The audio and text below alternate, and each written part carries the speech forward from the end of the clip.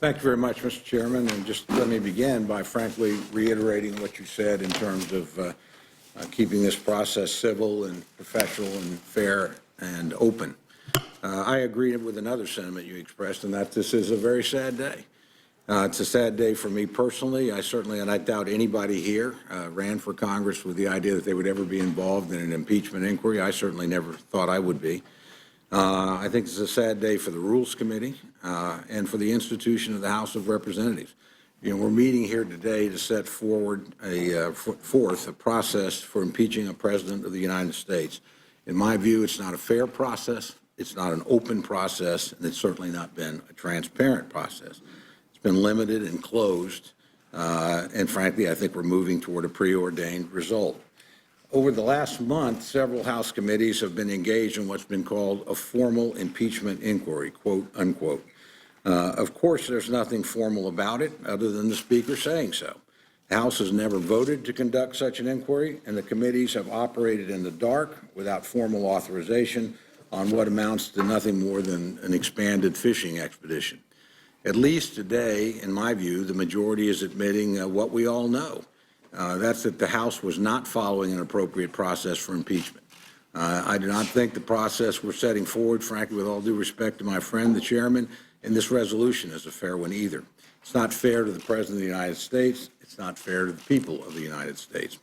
The process laid out in the resolution before us is different from the processes used for both President Nixon in 1974 and President Clinton in 1998.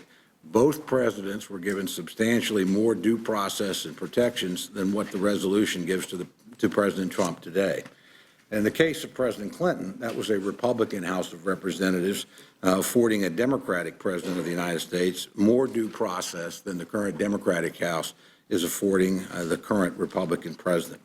First, frankly, both Presidents Nixon and Clinton were given the right to have counsel present to review documents and materials presented to the committees, to recommend witnesses, to cross-examine witnesses when appropriate.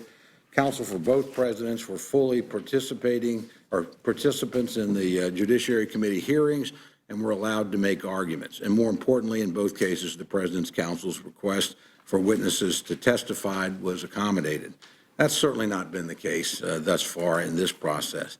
Today, and in today's resolution, there's no right for President Trump to have counsel in any of the depositions, hearing, or inquiries that have been conducted thus far. So we're well into the process without the president having been given the right to actually participate in it. The resolution includes nothing that would give him that right going forward. On a matter as serious and solemn as this, we cannot leave important factors like the right of counsel to the whim of a committee chair, which is exactly where it would fall under this resolution. Second, in both the Nixon and the Clinton impeachment proceedings, the minority was given the co-equal right to subpoena witnesses and documents. The purpose of this was to ensure that the investigations would be fair, impartial, and bipartisan. Today's resolution differs from the Nixon and Clinton precedents in a key way. The resolution does not provide for co-equal subpoena power. Instead, it grants the minority the right to subpoena witnesses and materials only with the concurrence of the chair. And the requirement that such subpoenas be, quote, deemed necessary to the investigation. That's a heck of a situation when you get to decide what is necessary for an investigation. There was no limitation in the Nixon and Clinton impeachment proceedings that was similar. As a simple matter of fairness, it's important to note that there are no such limitations on the committee chair. If this is truly a bipartisan process, why then is the minority subject to such restrictions on its ability to participate while the majority is certainly not? I think the differences between the procedure and the procedure followed in the past are very clear. Today's resolution fails to give the president the right to due process that Presidents Nixon and Clinton enjoyed, and it fails to preserve the right of the minority to fully participate in the proceedings.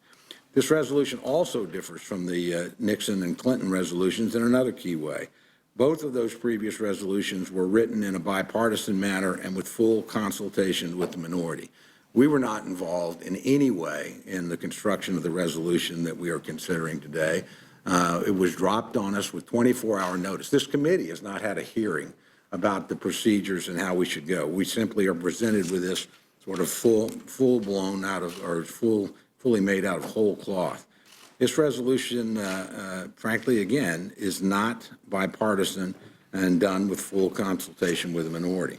It was written only by Democrats without even a pretense of consulting Republicans.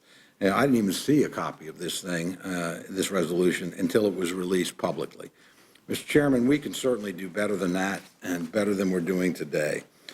When President Nixon, President Clinton were impeached, the process was a collaborative one. The minority was allowed to participate fully and equally. The president was given the right to have counsel present and participating. That preserved the rights of the minority, preserved the rights of the president, and ensured that due process was the touchstone for the House.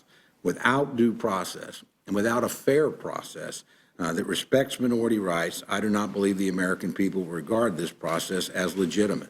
A legitimate process is one that offers protections for everyone involved. And without those protections, this will be seen as just another partisan exercise, one the majority has been pushing towards since the very first day of the 116th Congress. That's unfortunate, and I hope we can do better than that, but certainly look forward to the hearing today, and we intend to participate as fully as allowed. Thank you. And I